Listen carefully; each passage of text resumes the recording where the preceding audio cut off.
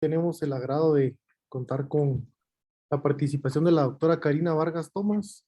Ella estudió medicina y cirugía general en la Universidad Latina de Costa Rica y tiene un máster en administración de servicios de salud en la Universidad de Ciencias Médicas, UCIMED. Asimismo, también cuenta con estudios en conserjería genética, en oncología del Instituto Rofo de Argentina y en biología del cáncer de la Universidad de Costa Rica. Y actualmente se desempeña como enlace médico-científico para oncología con enfoque en cáncer de la mujer en AstraZeneca para Centroamérica y el Caribe.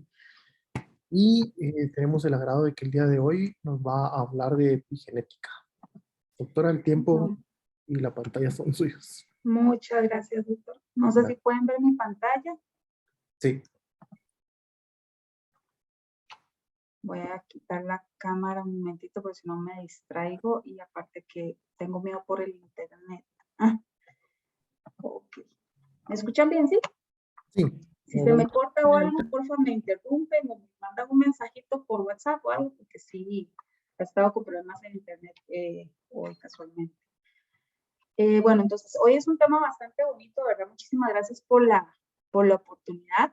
Definitivamente lo que es la biología del cáncer es muy, muy interesante y es algo que todos los que trabajamos o estamos involucrados con pacientes oncológicos debemos saber, porque para eso va la medicina. Entonces, a la forma general de hablar de epigenética en cáncer, vamos a hablar un poquito de generalidades, un poquito, digamos, ya enfocarnos en los mecanismos que están involucrados directamente en lo que es la epigenética y la producción de cáncer. También lo vamos a ver un poquito muy por encima de lo que son las modificaciones en las histonas, microARNs y algunas aplicaciones terapéuticas. Básicamente, en cuestiones de lo que es generalidad epigenética como tal, ¿qué es lo que entendemos por epigenética? Es el estudio como tal de todos los cambios en la función de los genes que son hereditarios y que estos cambios realmente no se pueden atribuir a alteraciones de la secuencia de ADN. Cuando nosotros hablamos de epigenética, la palabra epi es por encima. Entonces ahí nos estamos refiriendo a que el término epi significa encima de esa secuencia o base de ADN.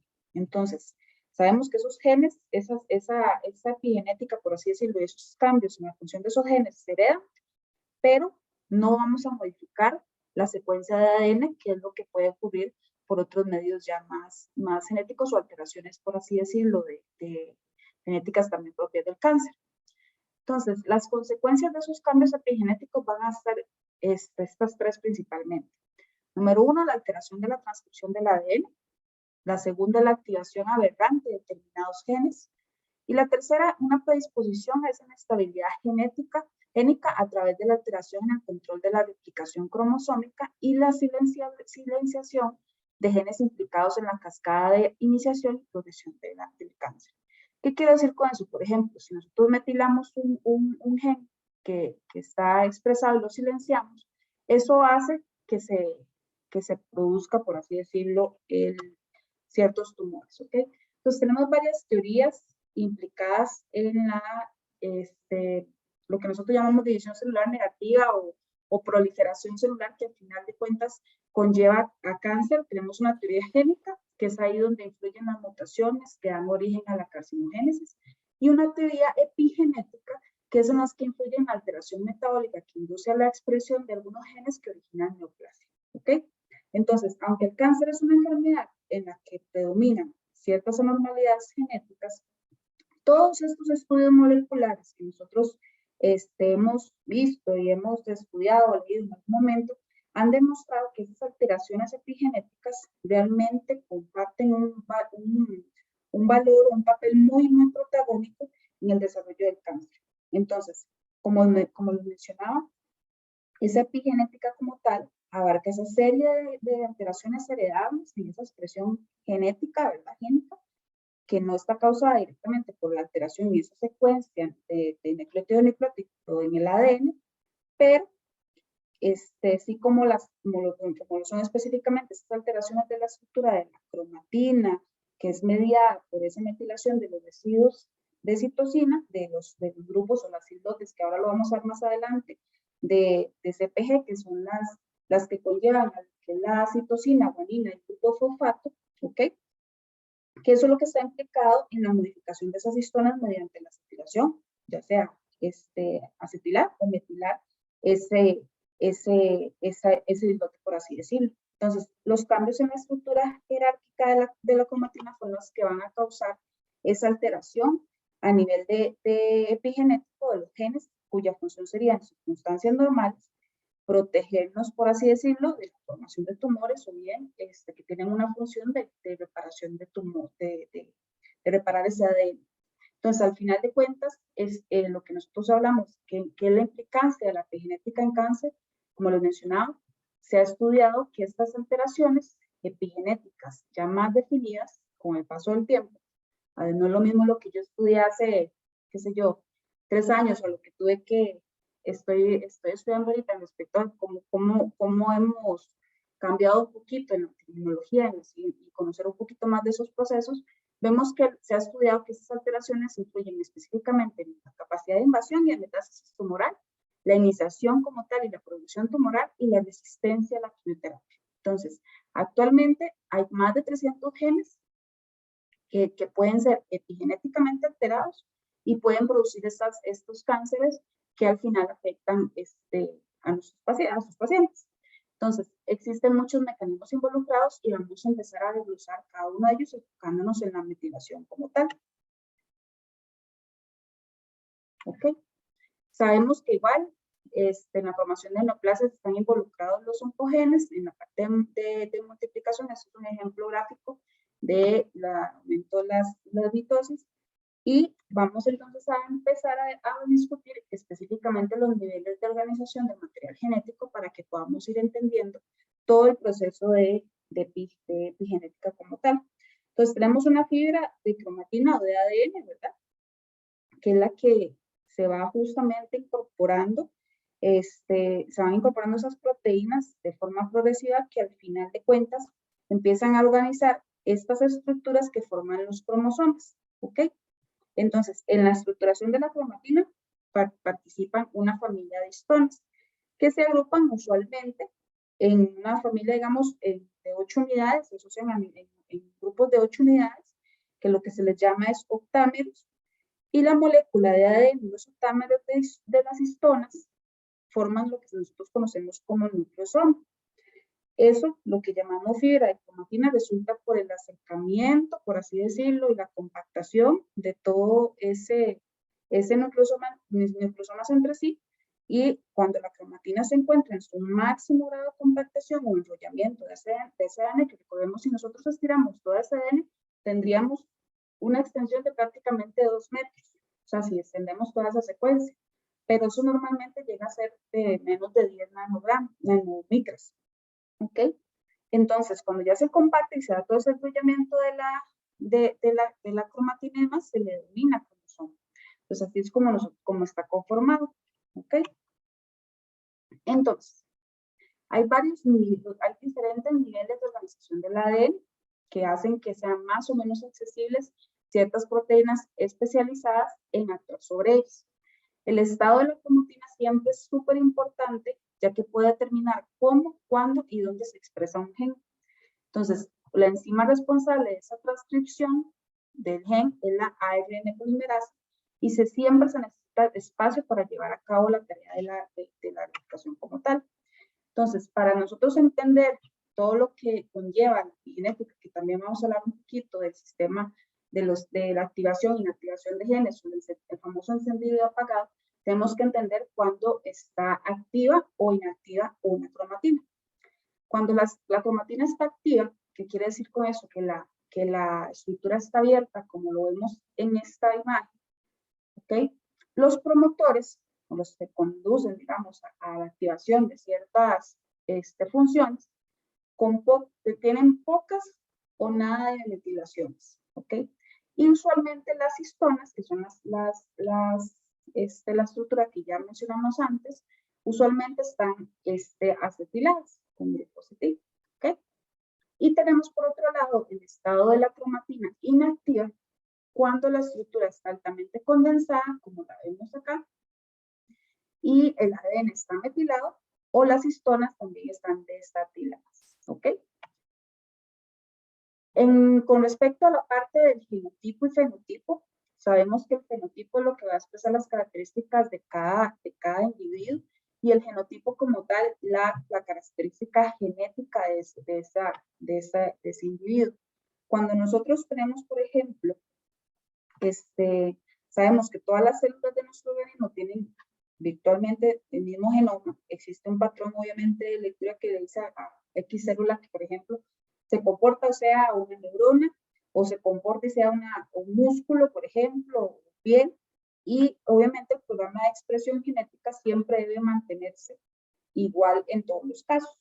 A lo largo de las generaciones celulares, vemos que las células se van replicando, y a lo largo de todas las generaciones celulares siguientes, a través de la edición celular, todo lo que nosotros sabemos y lo que hemos estudiado ha dejado claro que realmente hay un control de esa compactación del ADN genómico para formar la cromatina, que es fundamental para mantener a un gen en estado ya sea encendido o apagado, que es lo que les estaba mencionando anteriormente.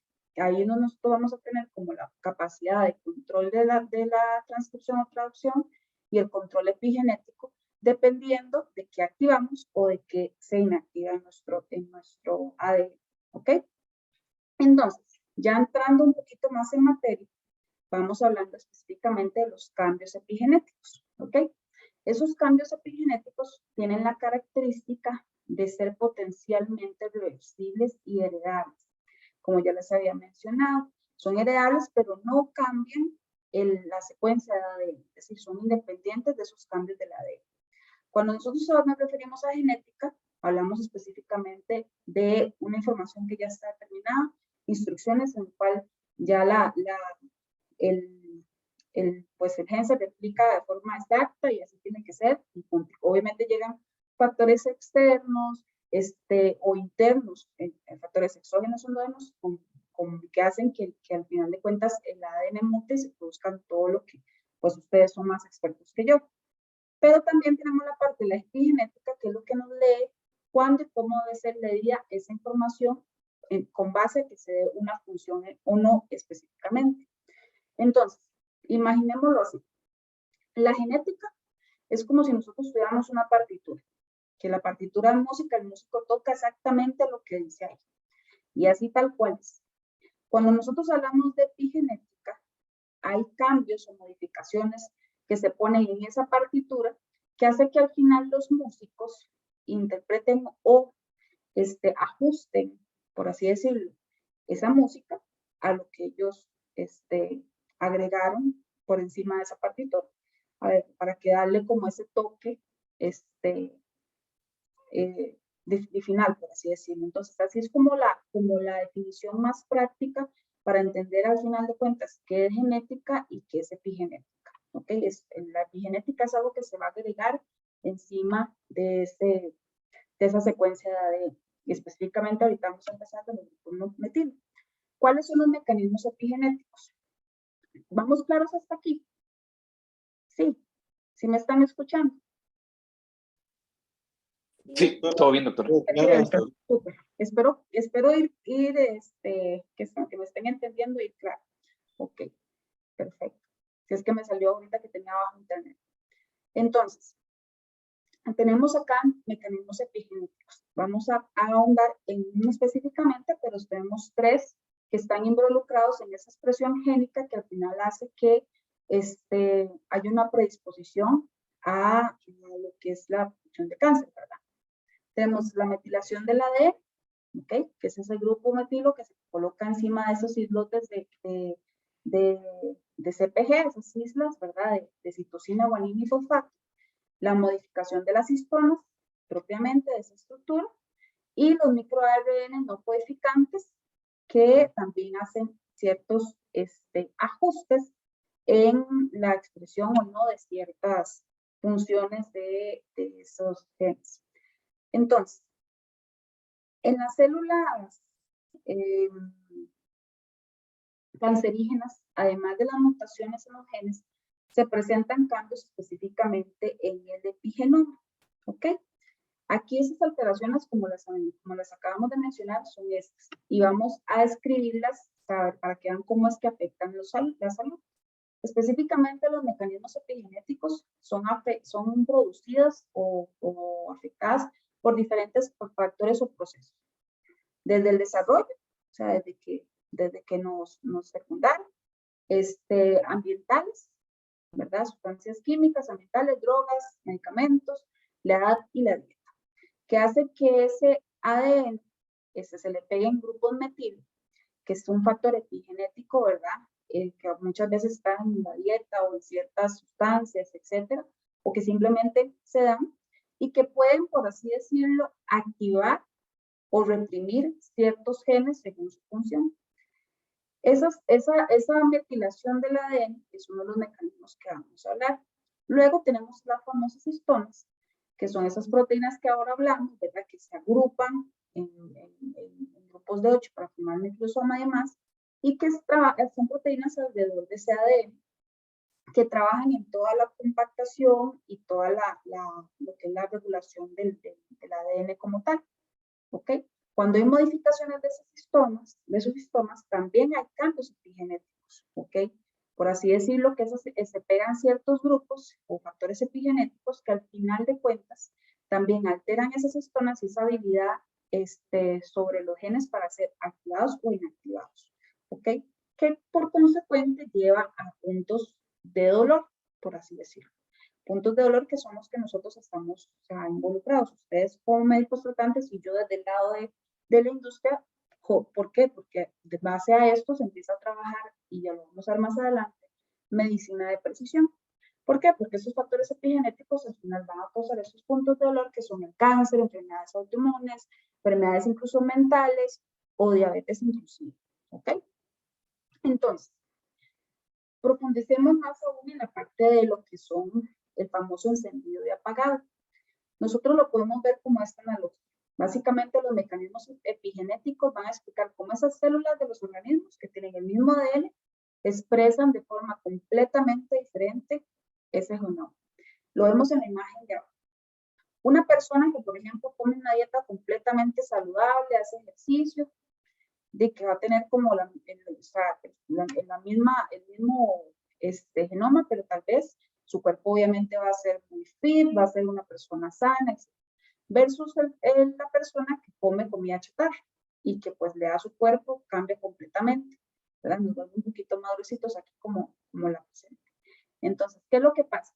Esto al final de cuentas, esa interacción al final de cuentas se va a producir una interacción en nuestro ADN, propiamente en el genoma, que con el ambiente que nos rodea va a determinar este epigenoma como tal y va a determinar que ciertas funciones en nuestro ADN o en nuestro cuerpo puedan ser encendidas, o sea, puedan reactivarse más bien y por favor, favorecer, por ejemplo, la proliferación celular, etcétera, o puedan más bien apagarse, como cuando nosotros apagamos los genes supresores de tumores, ¿ok? Entonces, para ir adentrándonos con lo que es la metilación de ADN y la acetilación del ADN total, este es un proceso que se da para inhibir, obviamente, la expresión de un gen, o lo contrario, digamos, cuando nosotros acetilamos algo, el proceso de acetilación lo que hace es activar o aumentar su expresión. Cuando nosotros metemos un grupo metil, lo que hacemos es apagar, por así decirlo, el switch, o hacemos lo que es inhibir esa expresión de ese gen para que no se dé la función para la que está creado. Entonces, tenemos una cadena de ADN, por así decirlo, con grupos metilo, ¿ok? Que están metidos, por así decirlo, entre varios grupos de islas CPG, que son esas islitas que yo les mencionaba, que son las que están compuestas por citosina, guanina y fosfato, ¿verdad? Y ese proceso de metilación se da entre cada una de esas islas CPG, ¿ok? Entonces, esa metilación lo que hace es que cambia la expresión de un segmento del ADN, pero no va a cambiar la secuencia de ese ADN. La secuencia va a ser exactamente la misma.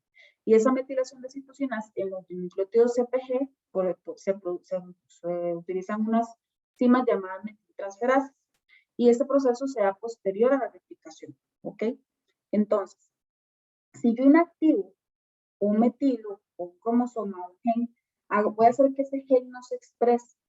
Entonces voy a generar un problema ahí, porque por ejemplo, si yo tengo un gen que funciona como un gen supresor de tumor y lo apago cuando lo metilo, pues no va a tener, digamos, los tumores, el tumor va a crecer descontroladamente, vamos a empezar todo el proceso de proliferación y todo lo que ya conocemos.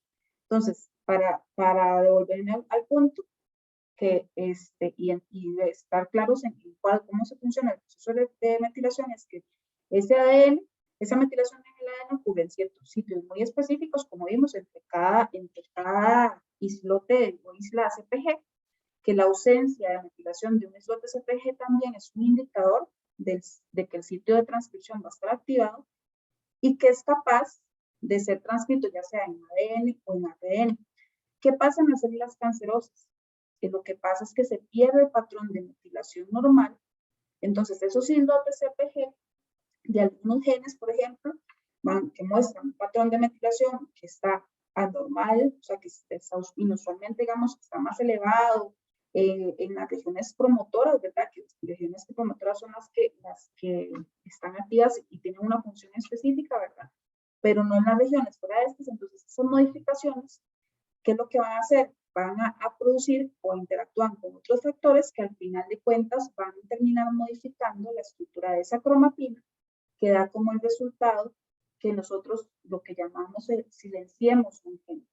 Entonces, al gen es silenciado, por así decirlo, esos genes afectados que participan normalmente, por ejemplo, un gen supresor de tumores, un P53 o etcétera. Si nosotros los silenciamos, que participan en las vías de desarrollo celular, que controlan procesos de invasión, etcétera, por ejemplo, de todo ese proceso para el cual está diseñado ese gen, va a ser completamente apagado, va a ser silenciado, va a estar ahí, pero hasta que nosotros no quitemos ese metil de ahí, ese grupo metilo de ahí, la función de ese gen va a estar ahí, pero completamente inactiva, como si yo estuviera calladito en un rincón, no comento, no hago nada, no tengo ningún saber, ni con costo respiro, pero estoy ahí, ¿ok?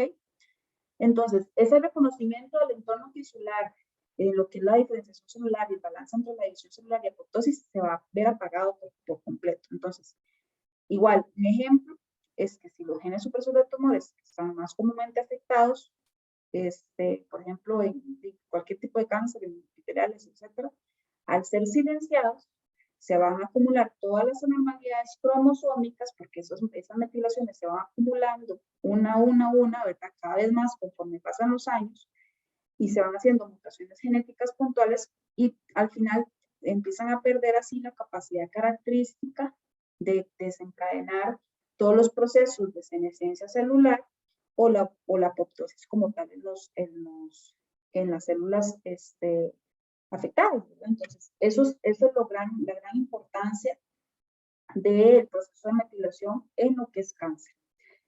Esas islas de CPG, como les mencionaba, son segmentos igual de cadenas de aminoácidos que al final de cuentas son frecuentes en promotores y en los genes de expresión constitutiva y en los genes de expresión específica de los diferentes tejidos. Están formadas, como les mencionaba, por citosina o el fosfato, un grupo fosfato. Y usualmente podemos ver aquí un ejemplo de un gen promotor en el gen caderina 1, que es uno de los genes de supresores tumorales, por ejemplo. Entonces, ¿cuáles son las consecuencias de la metilación del ADN? Tenemos dos consecuencias. Una por inhibición directa y otra por inhibición indirecta. La primera es que nosotros evitamos específicamente la unión de los factores de transcripción. Entonces, inhibimos directamente esa función.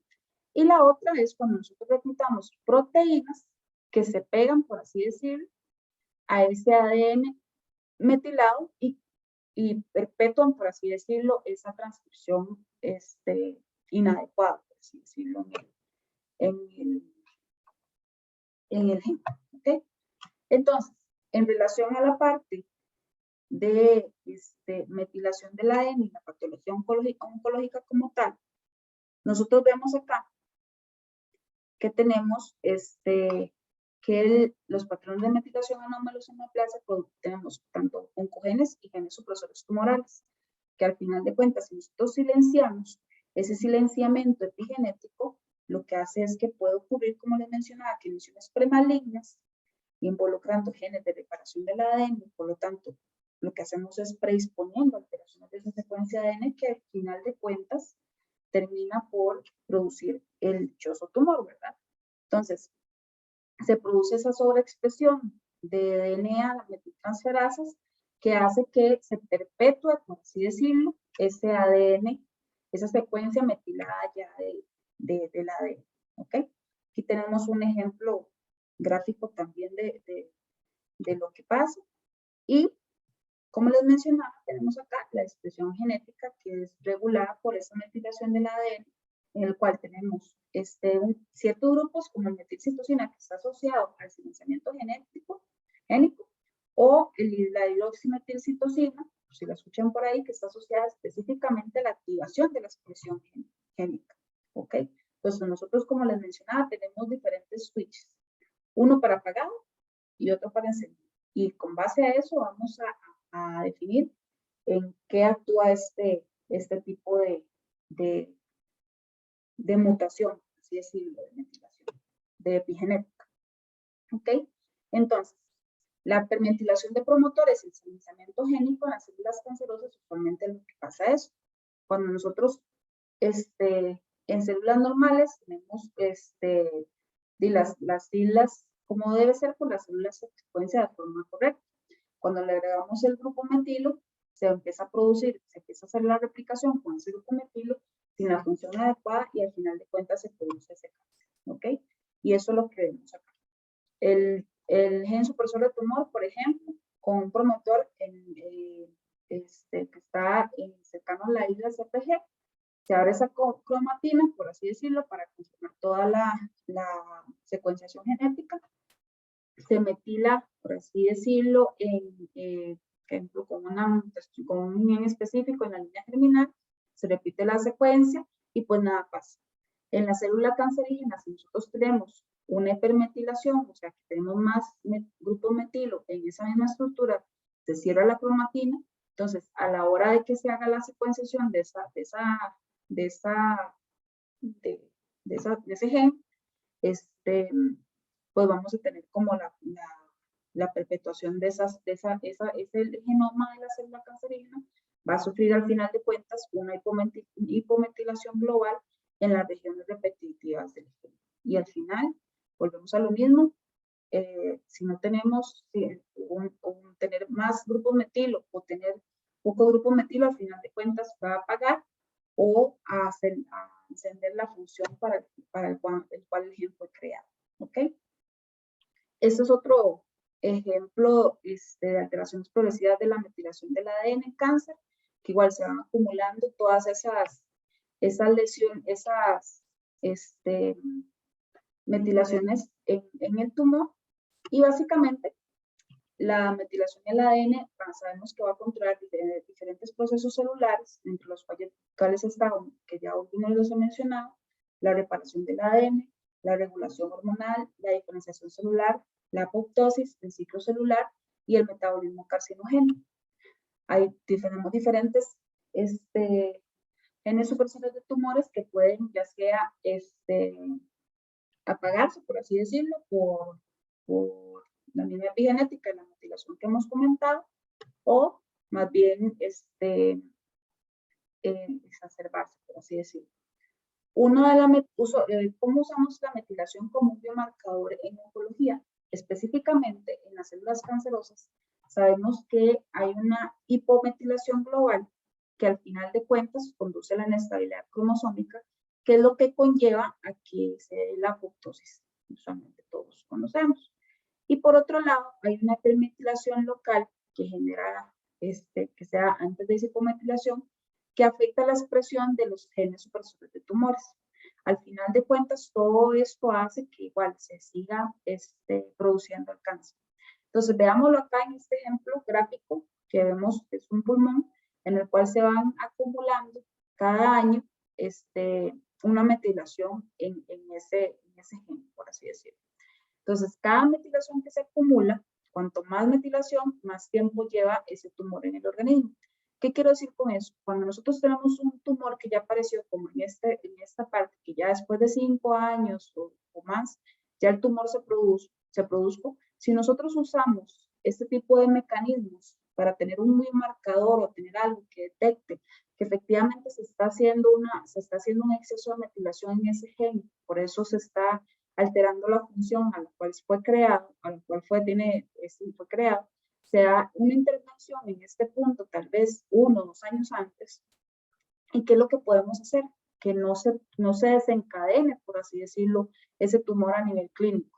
Entonces, las intervenciones de toda la teoría epigenética, tratamientos, epigenéticos y demás, están enfocados en justamente tener esos biomarcadores que puedan detectar esas metilaciones mucho tiempo antes de que se dé el tumor, digamos, la aparición del tumor ya clínicamente, que más descontrolado, por así decirlo. Entonces, esa va a ser la intervención ideal, ya lo que va la oncología en cuanto a lo que son las teorías epigenéticas, ¿ok? Entonces, ya una vez hablado de parte de lo que es la epigenética como tal y lo que es la metilación o la acetylación de este ADN, vamos a adentrarnos un poquito en otro de los mecanismos que hacen que que es parte de la teoría epigenética. Antes de empezar acá, veamos otra vez la estructura de la cromatina y la estructura de usualmente las histonas. Como vimos acá, el nucleosoma está formado por un octámero de histonas, que usualmente lleva 2 moléculas H2A, 2 H2B y 2 H3, ¿ok? Y las otras que son 2 de H4, ¿ok? Entonces, esa estructura es la que vamos a estar viendo involucradas en esa modificación de histonas, que al final se añaden grupos a las colas de esas histonas. Se añade un grupo fosfato y se añaden grupos metilo, que va a depender del aminoácido metilado, se va a asociar ya sea con una mayor o menor transcripción. Por ejemplo, si nosotros en una lisina, entonces agregamos H3, podemos hacer una mayor transcripción versus, por ejemplo, si en una lisina 20 agregamos un de H4, por ejemplo, se hace a menor transcripción. Esto básicamente va a ser esta asociación, por así decirlo, va a ser realizada por unas proteínas específicas que se llaman grupo Polycom, que son las que al final de cuentas van a metilar y cambiar esas histonas. Y que volvemos al mismo punto. Al modificar la estructura, no modificamos la estructura, pero sí le añadimos estructuras encima de esas histonas que al final van a producir ese factor epigenético que produce la enfermedad. Y por otro lado, podemos añadir subgrupos acetilo, que es una configuración un poquito más abierta para las histonas, para la cromatina, y se da una mayor transcripción de ese grupo. Entonces, ¿qué es lo que va a pasar? El conjunto de múltiples marcas epigenéticas van a determinar definitivamente el nivel de actividades de esas histonas, y las modificaciones de estas histonas también se van a transmitir a las células hijas. Aunque el proceso no se conoce con exactitud, siempre se van a transmitir, y por eso este proceso seguirá, digamos, será muy similar a lo que pasa con la metilación como tal, que entre más se replique y se dé esa replicación celular y demás, mayor de modificaciones de las histonas vamos a tener. Entonces, estos cambios en las histonas se van a reflejar en la cromatina. Están guiados por esas combinaciones de modificaciones posterior a la traducción de las histonas. ¿Ok? Pueden existir diferentes patrones y estas se pueden dar en ambos dominios, como vemos acá. ¿Ok? Tanto en los... y tenemos ciertos tipos de modificadores. Uno de los que nosotros les llamamos escritores, que esas son las enzimas que agregan modificaciones. Otros que son los que nosotros llamamos borradores, que son las que remueven esas modificaciones. y otros que son lectores, que son proteínas que reconocen las modificaciones y alteran las funciones y la estructura de la cromatina, que esas son las macrófagas. ¿Ok? Tenemos otro de los procesos básicamente involucrados en o sea, lo que estábamos viendo, la modificación de las histonas, es esa acetilación postraduccional, traduccional de las histonas, que es cuando las histonas son acetiladas, la cromatina se va a abrir y los genes se vuelven todavía, nos expresamos más, ¿verdad? Van a ser todavía más activos. Entonces, cuando son desacetiladas, la cromatina más bien se va a condensar y los genes se apagan, o sea, se silencian, ¿ok? Entonces, tenemos dos diferentes procesos. Cuando lo acetilamos, se activa. Cuando le quitamos lo acetilizamos, lo que hacemos es apagar, como si fuera una metilación, ¿ok? Tenemos diferentes mecanismos de acetilación del núcleo de las histonas, que resulta en equilibrio constante entre dos enzimas, que son estas dos. Entonces vamos a tener un grupo que puede ser activo y otro grupo que consideramos inactivo, que es el que va a estar como más compacto que lo que estábamos hablando anteriormente. ¿Qué es lo que pasa acá? Con lo mismo que estábamos hablando con la metilación. Se da un silenciamiento de genes supresores tumorales por modificación de estas histonas. O sea, se vuelven completamente diferentes. Entonces, al final de cuentas, cuando se hace la transcripción de esta secuencia, se produce esa célula cancerosa por el error que se produce en esa secuencia. Esa modificación que hay, digamos, encima de esta secuencia de ADN. Tenemos entonces diferentes vías de modificación de las histonas, o esa metilación, pues lo que les estaba comentando. Metilación única o múltiple en los residuos de lisina, histidina y arginina. Metilación de la histona metiltransferasas, son estas que vemos acá. O la desmetilación como tal de la histona desmetilasa. Son las enzimas involucradas en cada uno de los procesos. Existe una proteína que tiene la capacidad de reconocer y vencer las histonas metiladas, y esto al final de cuentas va a llevar a un estado de represión transcripcional que al final de cuentas va a apagar, por así decirlo, el proceso de el gen como tal. También podemos tener una modificación de las histonas con base a la fosforilación de esa histona, que eso qué quiere decir, que se adiciona un fosfato a los residuos de serina, tromina y tirosina, que al final va a producir un cambio de carga y es que con esto se va a cambiar la estructura y la función local de esa cromatina. Entonces tenemos diferentes procesos que hacen que se dé la modificación de estas histonas, la fosforilación o la metilación. Y en cáncer, específicamente, tenemos enzimas involucradas que son acetiltransferasas, que al final de cuentas, como les mencionaba, funcionan como expresadores o lectores, ¿verdad? de esas genes. Y aquí tenemos algunos ejemplos de eso, ¿ok? Ya, por ejemplo, acá aparece el famoso BRCA, ¿ok? Otras alteraciones acá, otros ejemplos, por ejemplo, metiltransferasas relacionados a los histonos, ¿verdad? Por ejemplo, que está el KMT3A, que está involucrado en tumores renal o de mama, por ejemplo, en los que son los famosos vectores, por así decirlo, ING1, que están asociados a melanoma o cáncer de mama, o los que son desmetilados, por ejemplo, esos que están involucrados en carcinoma renal o mieloma múltiple, por ejemplo. ¿Okay? Entonces, hay un complejo de remodelación de cromatina, que al final lo que hace es alterar el orden o la estructura de los nucleosomas sin modificar las histonas.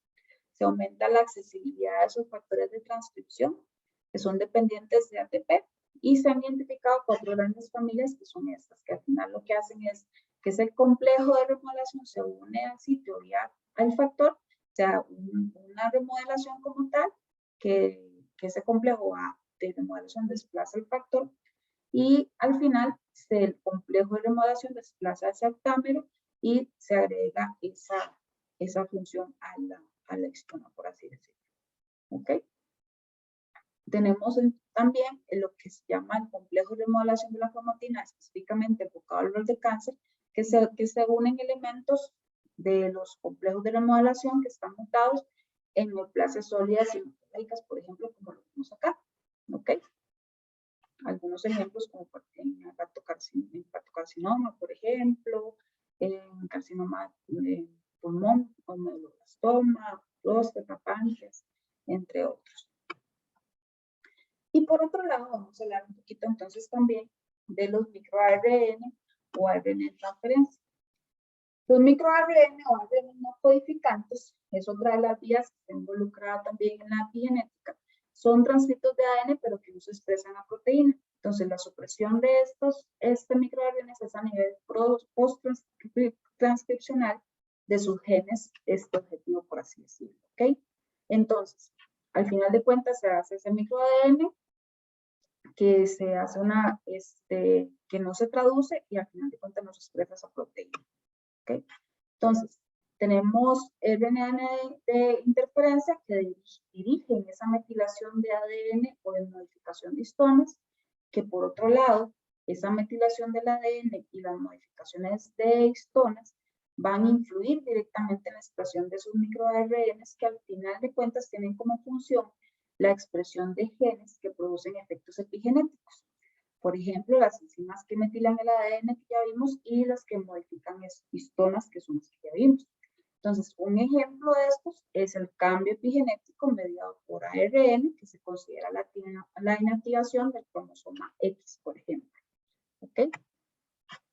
Entonces, hay diversas, las alteraciones de microARNs en cáncer. Tenemos una célula normal, por ejemplo, con una expresión intacta de los microARNs, sea un evento que predispone el microARN de forma hereditaria, ¿verdad?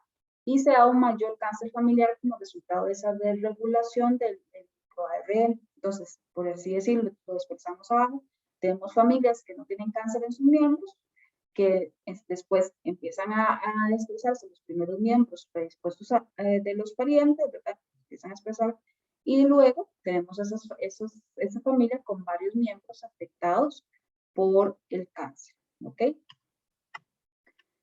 Se investigan miles de microARN relacionados con cáncer, específicos de tumor, estadio, por ejemplo, los microARN, digamos, metastásicos, los ARN oncogénicos, o los microARN supresores tumorales, por ejemplo. El primero promueve la transición epitelial a mesenquimática, causa metástasis después de la iniciación y progresión en las células tumorales, y este microARN juega ese rol en este proceso. Hay algunos ejemplos que están acá al ladito. Otros microARN oncogénicos son los que nosotros llamamos oncomir, que son los que están involucrados en todo lo que es el proceso de proliferación celular, metástasis, apoptosis. Y los microARN supresores de tumores, que son los que promueven el desarrollo de tumores, al inhibir negativamente los genes supresores de tumores y a los genes que controlan la diferenciación celular o la apoptosis. ¿Ok? Pero algo muy importante, que obviamente siempre como médicos estamos enfocados en explicar y concientizar esto al paciente. Obviamente el medio ambiente ya sabemos que influye propiamente en ese epigenoma y también que nos predispone a estos errores o a estas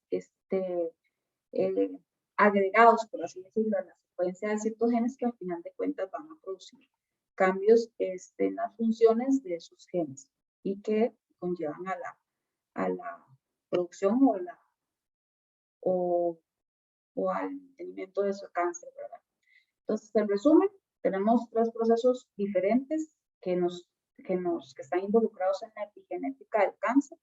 Uno, que es la metilación del ADN. Podemos tener hipermetilación o hipometilación, que al final de cuentas la hipermetilación lleva a una inactivación de supresores tumorales y la hipometilación lleva a una promoción de los oncogenes, que también sabemos que juegan el efecto contrario entonces. Por otro lado, la modificación de histonas hace un lado metilación y condensación del ADN en las histonas, que conlleva a la inactivación de supresores tumorales. Y por otro lado, cuando le acetilamos o lo activamos, ¿verdad? Lo que se exprese más, y se da descondensación de esas histonas, hay una promoción de esos oncogenes, ¿ok? Y por el lado de los microRNs, tenemos los microRNs que son supresores tumorales, que inactivan esos supresores tumorales, o los microRNs que están involucrados en un COMIT, que son los que promueven esos oncogenes. Al final de cuentas, todos estos mecanismos van a conllevar a lo que es la carcinogénesis, la producción del cáncer, la progresión tumoral y la quimioresistencia en cáncer. Al final de cuentas, eso es lo que queremos evitar. Entonces, ¿cuáles son los objetivos o las teorías justamente para todo lo que conlleva epigenética y el manejo de estas terapias o de estos biomarcadores específicamente para revertir justamente estas funciones aberradas, por así decirlo, de los genes? La idea es que estas aplicaciones terapéuticas lo que buscan es revertir, ¿verdad?, esa silenciación génica provocada por la metilación de promotor o por la modificación de histonas o por los microRNs, ¿verdad? O bien, lo que habíamos mencionado anteriormente, más bien el efecto contrario de astilar y no motivando la promoción de los oncogenes. Hay varios biomarcadores que están involucrados en los diferentes tipos de procesos que vimos anteriormente, que lo que hacen es, definitivamente se vuelven un target terapéutico, esperemos que muy pronto, para atacar los tumores, por así decirlo, desde un poquito tiempo antes de que aparezcan inclusive. ¿Ok? Por ejemplo, la metilación de promotores, que vemos acá, por ejemplo, el APC en cáncer de próstata, RAS-FP1A en cáncer de riñón, igual en cáncer de mama, por ejemplo, los microRNs, por ejemplo, que están involucrados, que están siendo también como biomarcadores, estos que vemos acá, nos definen un mal pronóstico en cáncer de próstata, estos otros en la baja supervivencia del cáncer de vejiga, o bien la sobreexpresión de enzimas modificadoras de histonas, que son estos que vemos acá, que están directamente relacionados a cáncer de próstata. Entonces, la medicina personalizada y enfocada en la epigenética está derivada en justamente detectar estos biomarcadores y poder tratar el tumor, inclusive, como les mencionaba, antes de que se produzca, o bien cuando se produce de una forma directa. Entonces, hay diferentes estrategias terapéuticas que están en desarrollo y que ahorita están aprobándose por FDA. Uno de los ejemplos, por ejemplo, de tratamientos es el ácido hidroxámico, por ejemplo, que inhibe histonas y lo que está in vitro inhibe la proliferación de celular. Entonces, un mecanismo también que ya sabemos que actúa en mantener el cáncer, por así decirlo. Y tenemos diferentes medicamentos que están probándose, ¿verdad?, para este tipo de afectación, ¿ok? Entonces, en sí, la regulación epigenética va a constituir un nivel más de control y suma todavía mayor complejidad al estudio de la patología oncológica, y de verdad que pobres ustedes que tienen que saber todo esto porque ya se nos viene una ola que todavía estamos en pañales, y al final de cuentas esto lo que hace es buscar cada vez utilizar más esta medicina personalizada, terapias dirigidas que lo que hacen definitivamente es evitar que el cáncer como tal sea una causa de muerte, sino definitivamente cronificar cada vez más la enfermedad. Y pues esto es lo que les tenía para hoy, espero que me hayan entendido. Es un tema pues bonito, complicado, pero a veces sí me escuchan. Sí, doctora, la escuchamos. Vamos a ver. Doctora, yo tengo una duda. Buenas noches. Tomando en cuenta que toda la epigenética, las modificaciones posttraduccionales en las histonas, la metilación del ADN y los ARN no codificantes pueden ser heredados. ¿Hay alguna condición que se haya identificado, que sea directamente asociado a la herencia de este cáncer, a la herencia epigenética y no a la ambiental.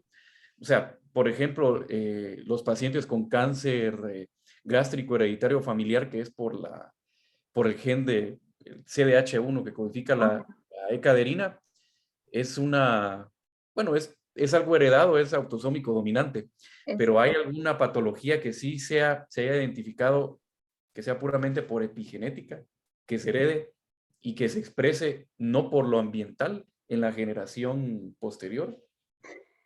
Básicamente, bueno, lo que más se estudia, como le mencionaba, como usted mismo está mencionando, en cáncer de colon, se ha visto, digamos, que, por ejemplo, en enfermedad de Lynch, síndrome de Lynch también, pero específicamente lo que es de factores ambientales y que se herede, pues la verdad es que no estoy muy segura, creo que es mucho más complicado, ¿verdad? O sea, no voy a buscarlo porque la verdad es que no lo sé, no lo recuerdo ahorita en este momento, pero sí, o sea, que más tengo conocimiento que no sea por factores externos, ambientales, pues el Lynch o específicamente el cáncer de colon. Gracias. Vamos a ver si nos va. ¿Sí me escuchan bien? Es que cada rato me sale el mensajito que tengo mal internet. No, doctora, sí, se le escucha perfecto. Le pegué el celular. ¿Algún otro comentario?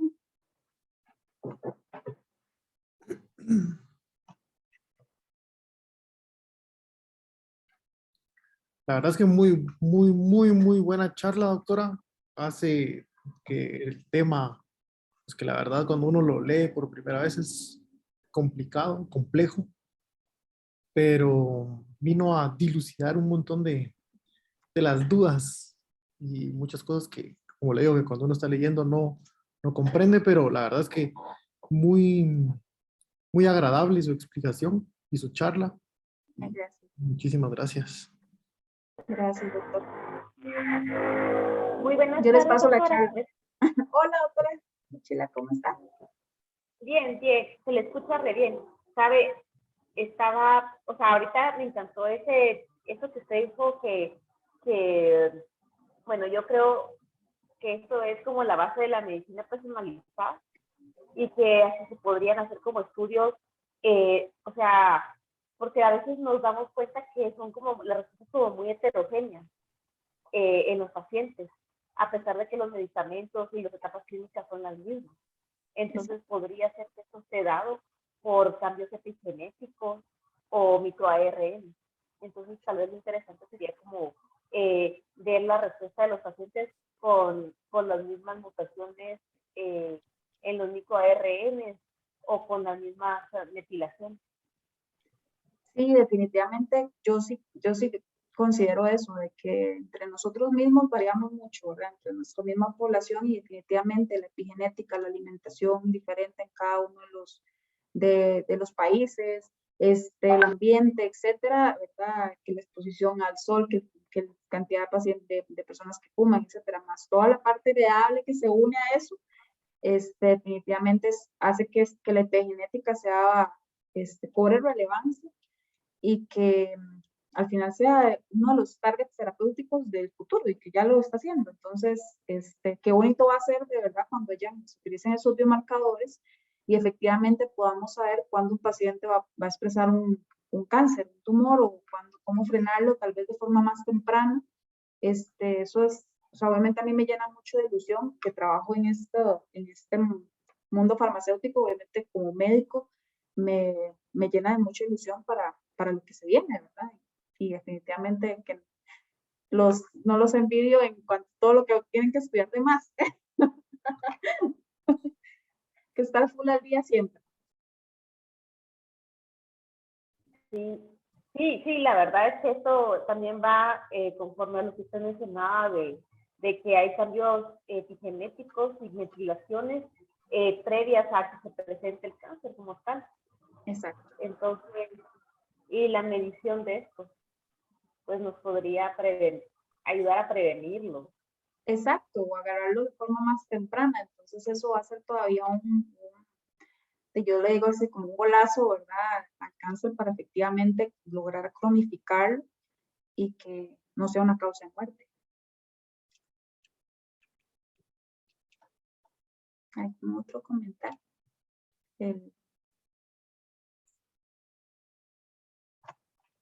¿Alguien más?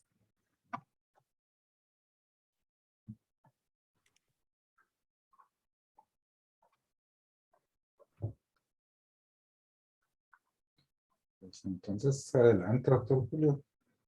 Oh, pues entonces, doctora, muchísimas gracias en nombre de mis compañeros y mío. Le agradecemos muchísimo por su valiosa colaboración y la verdad por esclarecernos todas estas dudas en estos temas complicados y contamos con su participación en próximas actividades. Claro, Muchas con gracias. gusto. Yo encantada, de verdad, muchísimas gracias. Estaré en Guatemala, creo que a finales de mes. Yo les mando la fecha apenas encuentre el viaje y nos ponemos de acuerdo para juntarnos también y hablar un poquito más de ciencia. Gracias, doctora. Muchísimas gracias, doctores, que tengan una linda noche y gracias Igualmente. por el espacio.